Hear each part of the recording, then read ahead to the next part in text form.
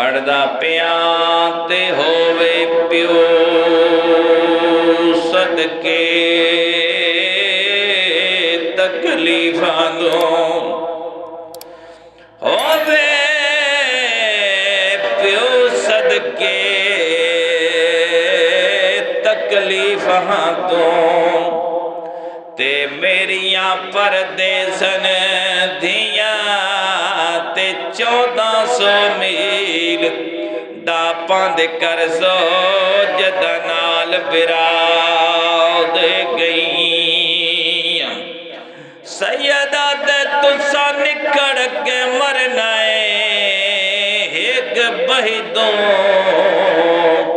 ते नहीं कबरा हिक जा रहिया ते मैं गुरहिया इतला टेसन आजे पत्थर जलेंदियां पैया